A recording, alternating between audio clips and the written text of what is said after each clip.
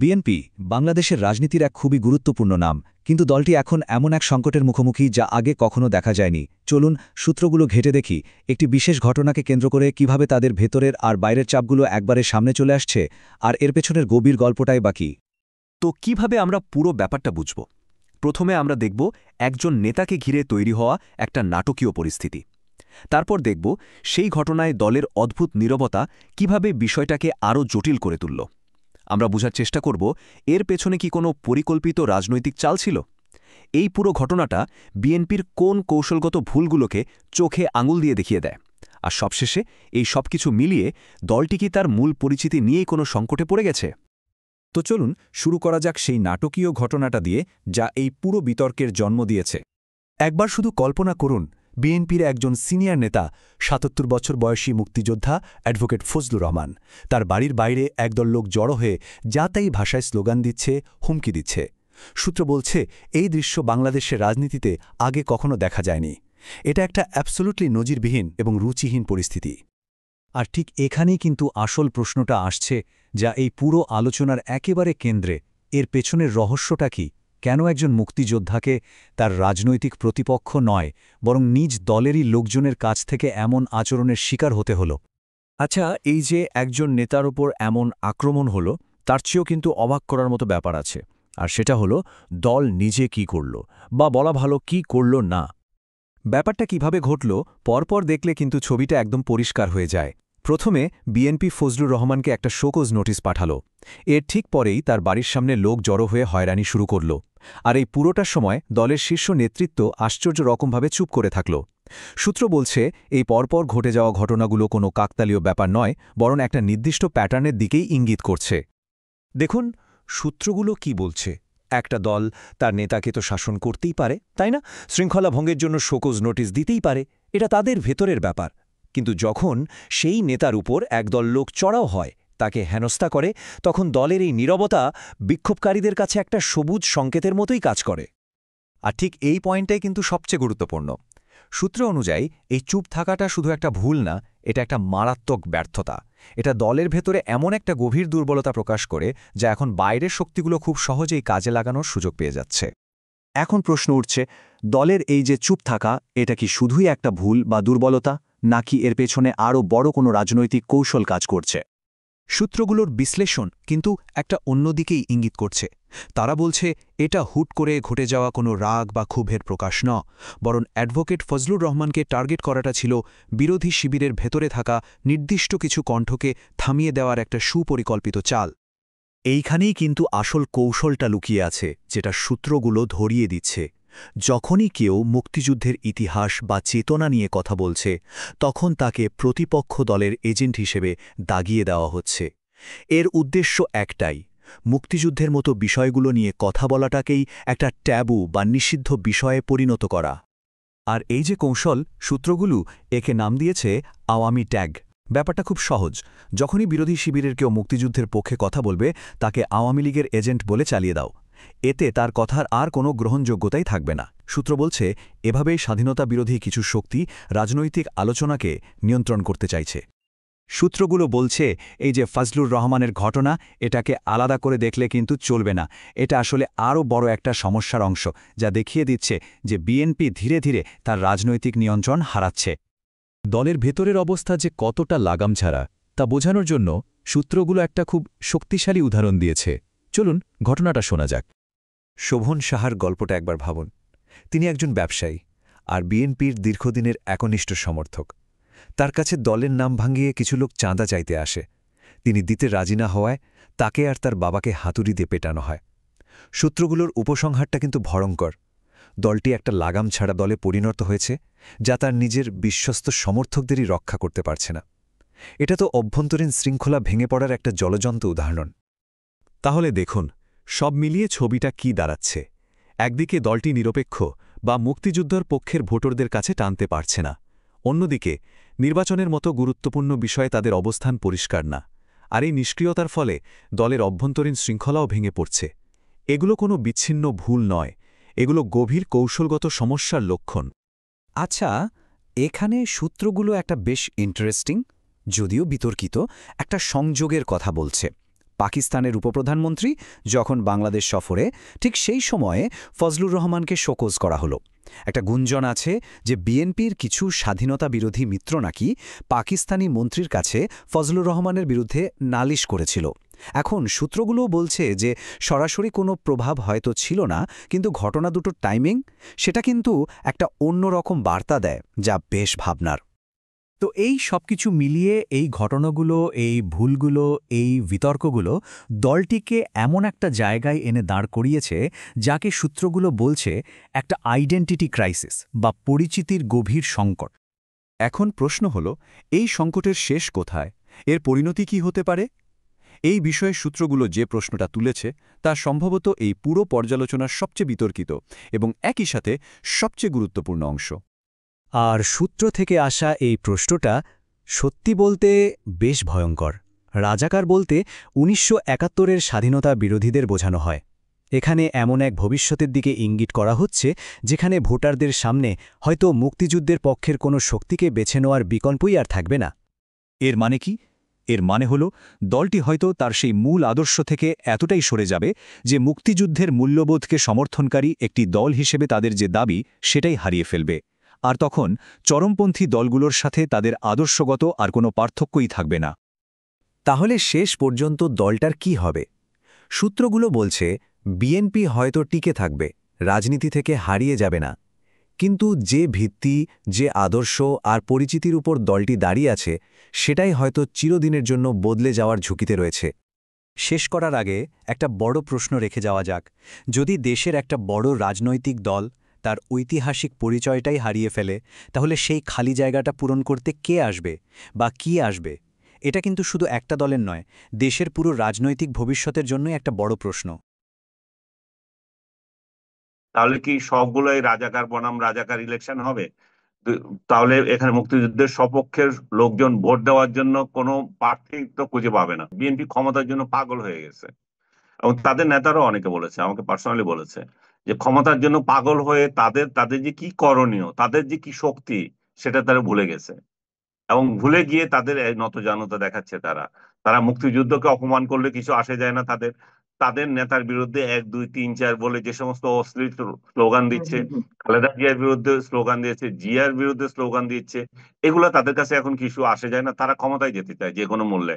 কিন্তু এই ক্ষমতায় যাওয়া যে কত কঠিন হয়ে যাবে যদি এই সমস্ত এলিমেন্টস কে তারা টিকিয়ে রাখে, তারা যদি মুক্তিযোদ্ধাদেরকে অপমান করতে দেয়, তারা যদি বাক স্বাধীনতাকে হরণে এখানে সায় দেয়, তারা যদি অন্যের বাড়ির সামনে গিয়ে এভাবে অশ্লীল ভাষায় এই যে সমাবেশ করাকে সম্মতি দেয়, মূলত এটা উনি মুক্তিযুদ্ধের পক্ষে দাঁড়িয়েছেন, সেজন্যই ওনার বিরুদ্ধে কথা বলছেন। বিএনপির আরো বহু নেতাই তো আগস্টের নেতাদেরকে সমালোচনা করছে, টক শোতে যাচ্ছে, তাদের চুরি দাড়ি, তাদের মামলাবাজি, তাদের চাঁদাবাজি, এগুলো নিয়ে কথা বলছে। কই, তাদের বিরুদ্ধে তো কেউ কথা বলে না। যারা ২৪ দিয়ে ৭১-কে মুছে দিতে চায়, তারা এই কাণ্ড করে ফজলুর রহমানদেরকে আক্রান্ত করে অন্যদেরকে শিক্ষা দিচ্ছে যে মুক্তিযুদ্ধ নিয়ে যদি কথা বলো, যদি স্বাধীনতা নিয়ে কথা বলো, যদি বঙ্গবন্ধু নিয়ে কথা বলো, তাহলে তোমাদেরকেও আওয়ামী ট্যাগ দিয়ে এভাবে সাজা দেওয়া হবে।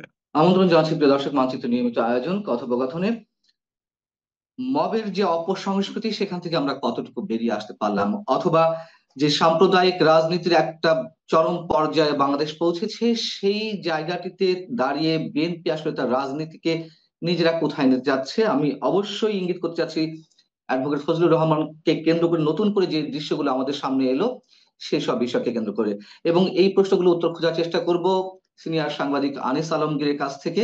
আমাদের সঙ্গে আজকে যুক্ত রয়েছেন সিনিয়র সাংবাদিক আনিস আলমগীর। আপনাকে স্বাগত জানাচ্ছি, এবং এই প্রশ্নটা দিয়ে শুরু করছি যে গত ১ বছর আগে থেকে গত ২৪-এর ৫ আগস্ট পরবর্তীতে যেই এক ধরনের নতুন অপরাজনীতির সূত্রপাত আমরা দেখলাম, যে কোনো কিছু মবের মাধ্যমে আদায় করে নেওয়া, সেই মব এখনো শুরু হয়েছে, মানে নতুন করে শুরু হয়েছে অ্যাডভোকেট ফজলুর রহমানকে কেন্দ্র করে। তার বাড়ির সামনে মানুষজন বসে নামাজের নামে অবস্থান করছে এবং নানান ধরনের উস্কানিমূলক বক্তব্য দিচ্ছে। সেই জায়গা থেকে আপনার কাছে প্রশ্ন যে আহ এর শেষ কোথায়? এই শেষ তো সরকারের হাতে, অন্য কারো হাতে নাই। সরকার যদি চায়, এরা ৫ মিনিটের মধ্যে এখান থেকে তাদেরকে তুলে দিতে পারে। সরকার চাচ্ছে না, বোধহয় হচ্ছে না। সরকারের আমি দেখলাম পুলিশের একজন কর্মকর্তা তাদেরকে বলছে যে তারা যাতে এখানে না থাকে। তো এখন তাদের প্রতিপক্ষ যদি চায় এটা চলবে, আর বিএনপি যদি চায় এটা চলবে না। বিএনপিও তো এখানে কোনো পদক্ষেপ নিচ্ছে না। বিএনপি তার রাজনৈতিক একজন সহকর্মী বা তার একজন নেতাকে শোকজ করেছে, সেটা গণতান্ত্রিক পদ্ধতি, এবং তার কোনো বক্তব্য যদি পছন্দ না হয়, তিনি যদি দল বিরোধী কোনো কার্যক্রমে জড়িত থাকেন মনে করেন, তারা তো সেই রাইট রাখে যে তার ওই নেতাকে সতর্ক করা এবং তার বক্তব্যটা সঠিক কি ছিল আসলে, যেটা নিয়ে বিতর্ক হচ্ছে সেটা জানা।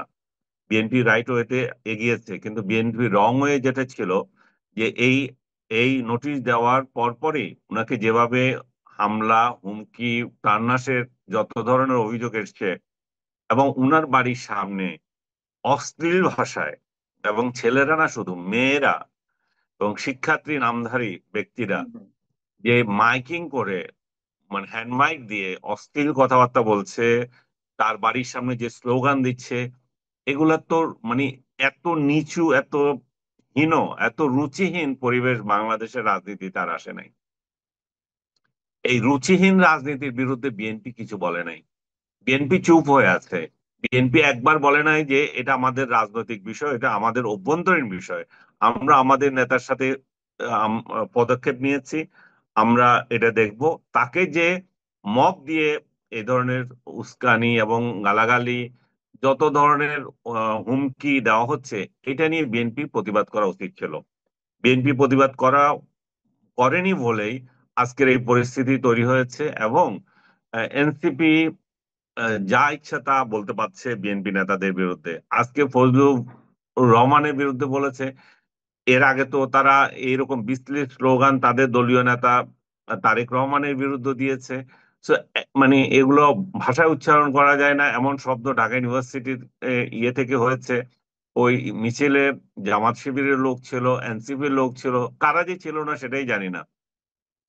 তো এমন একটা পরিবেশের মধ্যে আমি মনে করি যে রাজনীতি নোংরামির দিকে চলে যাচ্ছে। এই নোংরামি থেকে বাঁচার জন্য আমাদের রাজনৈতিক দলের যে শীর্ষ নেতা যারা আছে, এনসিপির যারা শীর্ষ নেতা আছে তাদের পদক্ষেপ নেওয়া উচিত, বিএনপির যারা শীর্ষ নেতা আছে তাদেরও পদক্ষেপ নেওয়া উচিত, এবং বিএনপির আরো ভাবা উচিত যে এই এই কার্যক্রমের মাধ্যমে তাদেরকে কিন্তু জনতা ওয়াজ করছে। ওয়াজ এই সেন্সে যে তারা যে তাদের দলীয় নেতাকে কি দৃষ্টিতে দেখছে, বিশেষ করে আহ তাদের নেতাদেরকে অন্যরা যখন আক্রমণ করতে আসে, বিএনপি তাকে প্রটেক্ট করে কিনা, বিএনপি তার প্রতিরক্ষা দেয় কিনা, বিএনপি তার দলের মুক্তিযোদ্ধাদের কিভাবে ট্রিট করে, এই সবগুলো কিন্তু এখানে প্রতিফলিত হচ্ছে। কারণ ফজলুর রহমান যে বক্তব্য দিয়েছেন, ওই বক্তব্য যদি কারো অপছন্দ হয়, ইভেন তারা যদি আহ তাকে নিয়ে কুশপুত্তলিকা দাহ করে, কিংবা তার ছবিতে এই অপমান করে কিছু করে, সেটুকু গ্রহণযোগ্যতা, মানে ওইটুকু বাংলাদেশে বোধহয় এখনো অ্যাকসেপ্টেবল না। বাট আমি মনে করি যে ওইটুকু অ্যাকসেপ্ট করা দরকার। কিন্তু তার বাড়ির সামনে গিয়ে যখন হুমকি দেয়, বিশ্রী ভাষায় গালাগালি করে, সেটা সভ্যতার কোনো এই সভ্যতা কোনো দেশে নাই। আপনি আমার বিরুদ্ধে পছন্দ হচ্ছে না, আমার বিরুদ্ধে একটা মিছিল করলেন, আমার কুশপুত্তলিকা দাহ করলেন, আমার ছবিতে অপমান করলেন, সেটা চিরায়ত, এটা প্রত্যেক দেশেই হতে পারে। কিন্তু বাড়ির সামনে গিয়ে হামলা করা, বাড়ির তার ওই পরিবারের সদস্যদের মৃত্যুর হুমকি দেওয়া, যেটা উনি অভিযোগ করছেন, এইসব কালচার থেকে যদি বের হতে না পারি, এটা আমাদের রাজনীতির জন্য যেমন ক্ষতি, তেমনি বিএনপির জন্য একটা অশনি সংকেত, তার নেতাদেরকে ভবিষ্যতে অন্যরা কিভাবে ট্রিট করবে। সাংবাদিক আনিস আলমগীর, আপনার কথার মধ্যে দিয়ে আমি একটু দুটো সম্পর্ক প্রশ্ন করতে চাই, একটা পরে করছি।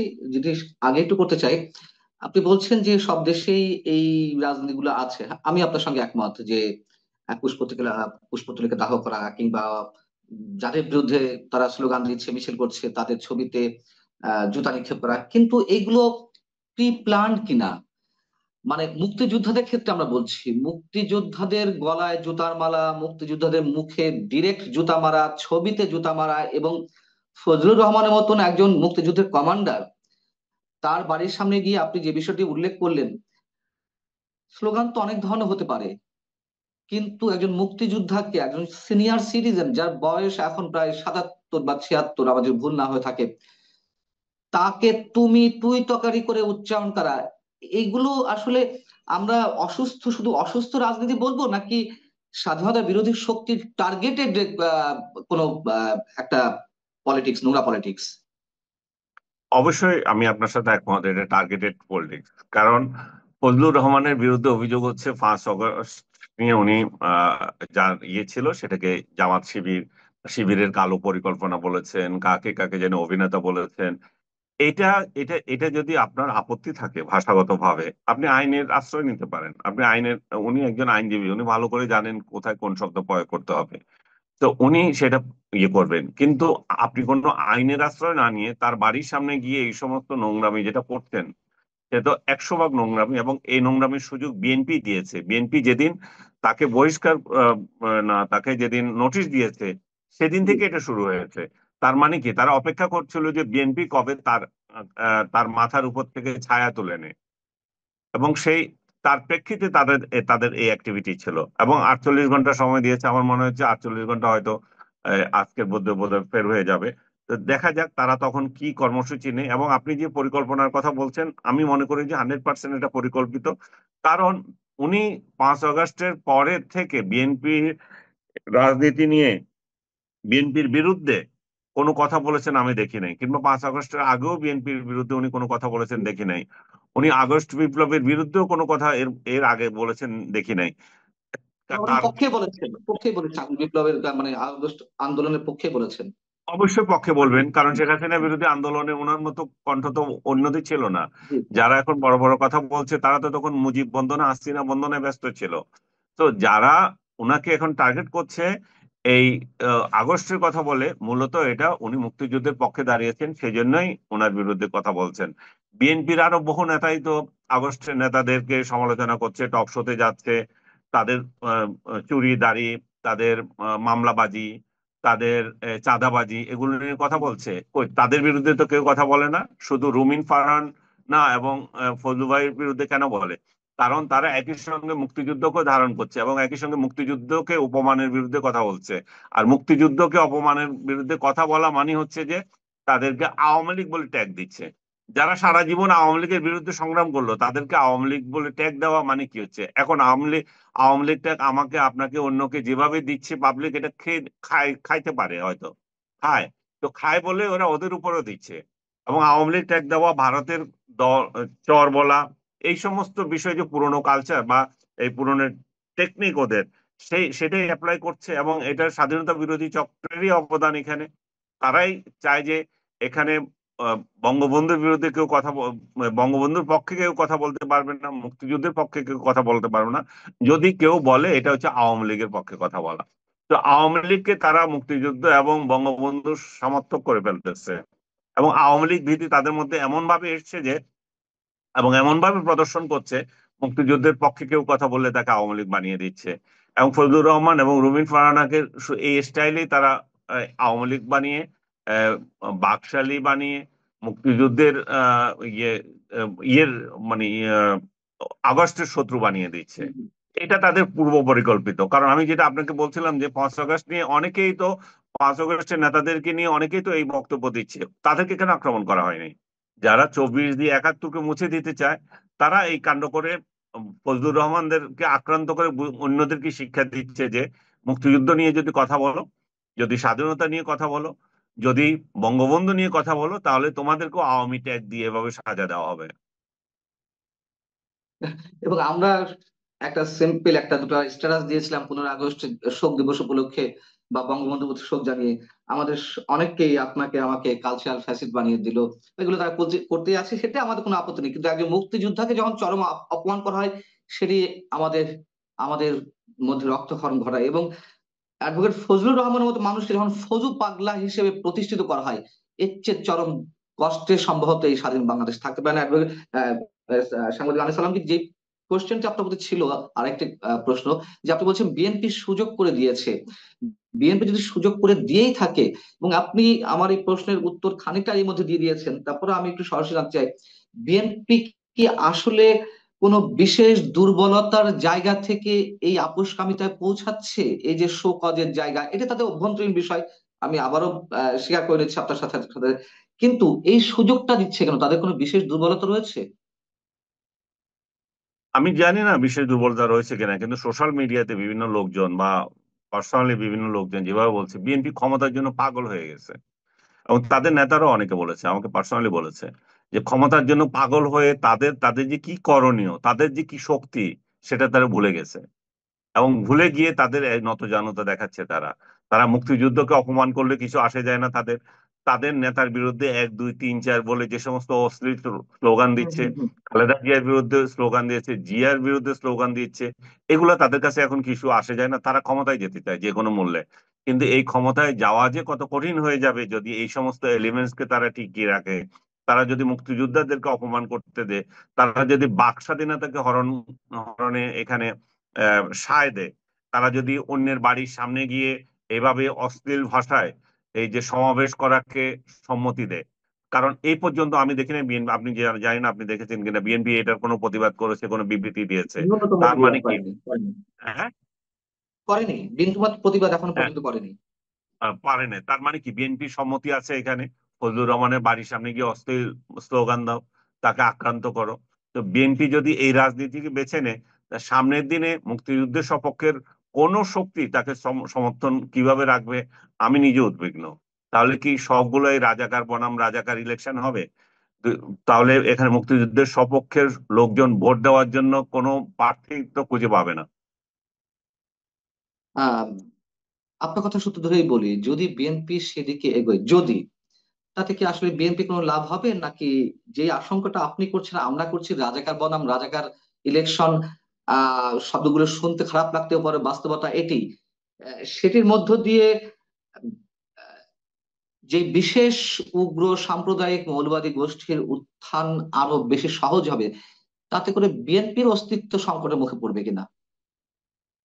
না, বিএনপি অস্তিত্বের সংকটে পড়বে না, কারণ বিএনপি এত আহ, মানে খেলনা দল নয় যে তাদেরকে অস্তিত্ব সংকট তৈরি করবে। আসলে বিএনপির মধ্যে যদি রাজাকার মনা লোকজন বেশি হয়ে যায়, তাহলে তার দল যে আলাদা একটা দল, জামাত কিংবা অন্যান্য রাজনৈতিক দল থেকে, সেটা অস্তিত্ব মুছে যাবে আর কি।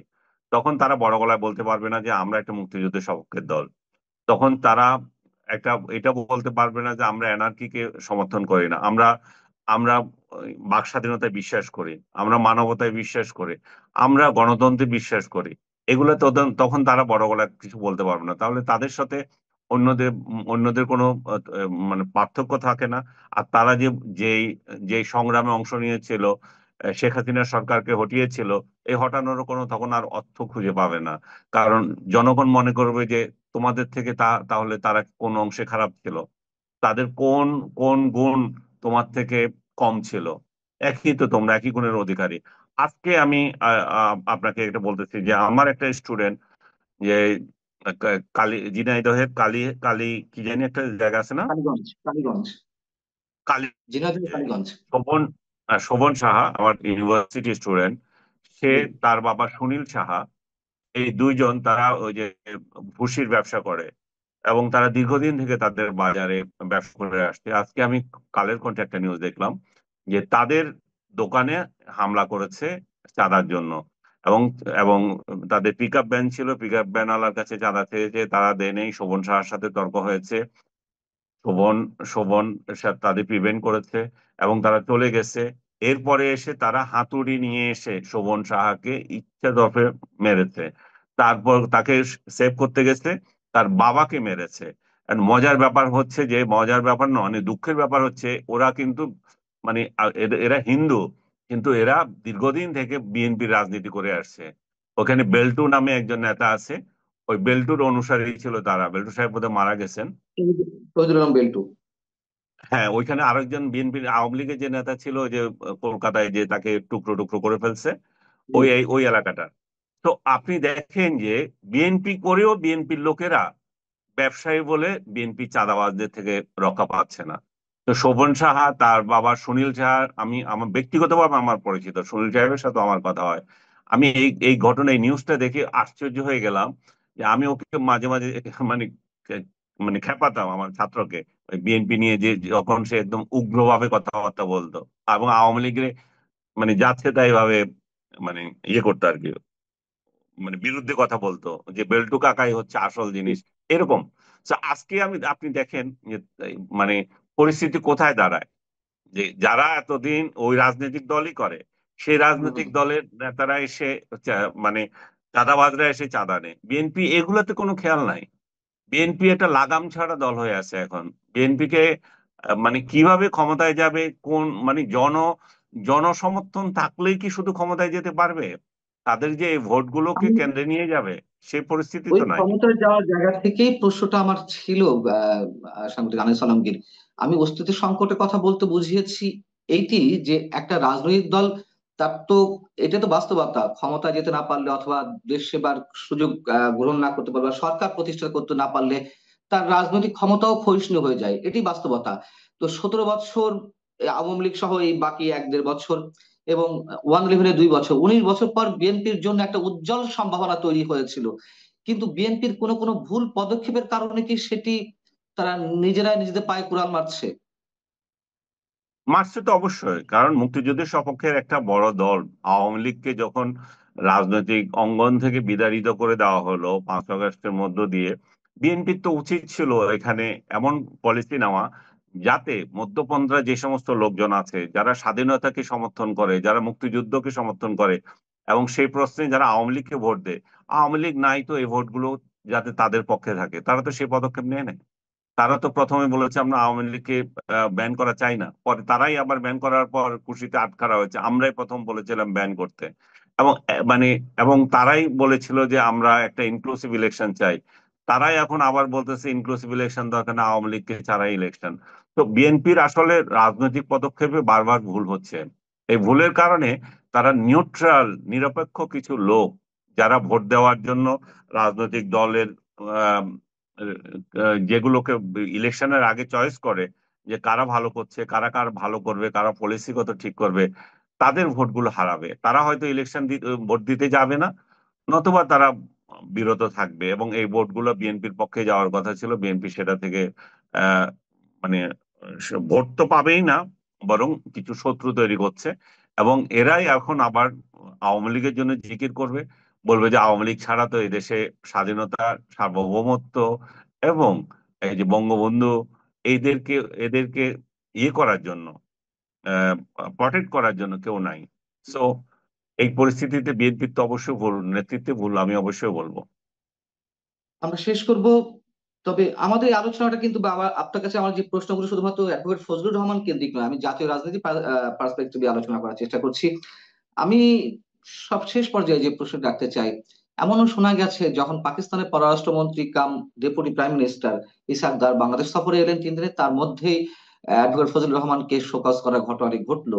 এরকম গুঞ্জন শোনা গেছে বা আমি বিশ্বস্ত সূত্রের মাধ্যমে জানতে পেরেছি যে জামাতের পক্ষ থেকে, মানে আমরা তো দেখলাম যে গুটি কয়েক রাজনৈতিক দল খুব আনন্দ উদ্বেলিত হয়ে ইসহাকদারের সঙ্গে সাক্ষাৎ করতে গেলেন, বৈঠক করলেন, যাই হোক। তো সেখানে জামাত ইসলামী তার কাছে কিছু প্রত্যাশা, কিছু দাবির কথা উত্থাপন করলেন। সেইখানে অ্যাডভোকেট ফজলুর রহমানের প্রসঙ্গ নাকি মানে ওটা বাইদা বাই এসেছে, এবং তিনি ভেরি মাচ প্রবলেমেটিক পলিটিশিয়ান, বা তাদের জন্য প্রবলেম ক্রিয়েট করছে। সেই জায়গা থেকে নাকি ইসহাক দার বিএনপির কাছে এই প্রসঙ্গটি তুলেছে এবং তারপর নাকি বিএনপি সকল নোটিশটা করেছে। আমি জানি না এই সত্য মিথ্যা কতখানি, তবে বিশ্বস্ত সূত্রের মাধ্যমে জানতে পেরেছি। যদি এরকম হওয়ার কিছু সম্ভাবনা থাকে, তাহলে যেই আশঙ্কাটি, পাকিস্তানের যে প্রভাব আমরা দেখছি, প্রচ্ছন্ন প্রভাব, সেটি কি আসলে প্রকট হচ্ছে কিনা? আমি এই ধরনের স্পেকুলেশনে বিশ্বাস করি না। কারণ জামাত যদি তার বিরুদ্ধে অ্যাকশন নেওয়ার জন্য বলে, সেটা তো ব্যক্তি পর্যায়ে দিতে পারে। এখানে তো জামাতের সাথে বিএনপি সে রিলেশন আছে, তারা তো দীর্ঘদিন আন্দোলন করেছে, তারা তো হরিহর আত্মা। আজকে আওয়ামী লীগ যদি এদেশে আবার আসতে চায়, তো এরা তো একযোগেই আওয়ামী লীগকে প্রতিরোধ করবে। তো তাদের সম্পর্কে যে অভিনয়গুলা, যে তাদের যে ছিট ধরার যে কার্যকলাপ গুলো, এগুলো তো মেকি, এগুলো তো পাবলিককে দেখানো। কারণ হচ্ছে যে আপনি রাজনীতিতে আপনার তো একটা প্রতিপক্ষ লাগবে। ওই আমি যেটা বললাম, মানে রাজাকার ভার্সাস রাজাকার তো ইলেকশন হয় না। তো তারা যদি একেবারেই এক হয়ে যায়, তাহলে তো আরেকটা দলের দরকার হয় না। সো তারা তো একজন আরেকজনকে প্রতিপক্ষ হিসেবে ট্রিট করবে, যাতে সামনে ইলেকশনে দেখাতে পারে যে একটা বিরাট প্রতিদ্বন্দ্বিতাপূর্ণ ইলেকশন হয়ে গেছে, ইনক্লুসিভ। আওয়ামী লীগ না হলে কি হবে, এটা একটা ইনক্লুসিভ ইলেকশন হলো। তো এই এই অভিনয়ের মধ্যে আমার তো মনে হয় না যে তারেক জিয়ার সঙ্গে তাদের কোনো সম্পর্ক নাই যে পাকিস্তানের পররাষ্ট্রমন্ত্রী এসে তাদেরকে কান পড়া দেবে, বা পাকিস্তানের ওই ওই ওই পররাষ্ট্রমন্ত্রী লাগবে যে ফজলুর রহমানের মতো একজন সাধারণ স্তরের নেতাকে এই কোনো একটা দিতে, আপনি কি বলে এটা, শোকজ করতে। কিন্তু আমরা দেখলাম যে এই লেটারটি দেওয়া হলো, মানে যখন ইসাক দার 3 দিনের সফরে এলেন তখন কিন্তু এই ধরনের দাবি দাওয়া উত্থাপিত হয়নি। এই দাবি দেওয়া আরো অনেক আগে থেকে উত্থাপিত হয়েছে। হঠাৎ তার সফরের মধ্যে এই ঘটনাটি ঘটলো। অনেকে সেই জায়গা থেকে মেলানোর চেষ্টা করছেন এবং সেই সূত্র থেকে পাওয়া খবর, যাক এটি না হওয়ারই সম্ভাবনা বেশি। কিন্তু মানুষের মানে সমীকরণ মেলানোতে তো অনেক ধরনের ক্রাইটেরিয়া কাজ করে, সেই জায়গা থেকে বোধহয় সম্ভবত এসেছে। এবং বাংলা ট্রিবিউনের যে নিউজটা এসেছে ওখানে কিন্তু এক পক্ষ, বিএনপি একটি পক্ষ, বাংলা ট্রিবিউন এভাবে লিখেছে যে ইশাক দারের এই সফরের মধ্যে ফজলুর রহমানকে এই শোকজ লেটারটি ভিন্ন বার্তা বহন করে, এরকম একটি বিষয় চলে এসেছে। না, বার্তা বহন অনেক করতে পারে, ধন্যবাদ। জি, it does not mean that জি, তারা তার পরামর্শে দিয়েছে বা সে বলেছে বলে দিয়েছে, বার্তা তো বহন করেই। হুম, সেটাই, সেই জায়গা থেকেই। অনেক ধন্যবাদ, অনেক ধন্যবাদ সাংবাদিক আনিস সালিমকে, আপনাকে আমাদের সঙ্গে যুক্ত থাকার জন্য। দর্শক ভালো থাকুন। যেটি হোক, নিশ্চয়ই আমরা কখনোই কোনো অবস্থাতে মুক্তিযুদ্ধে বাংলাদেশকে হারাতে চাই না এবং হারাবে না নিশ্চয়ই।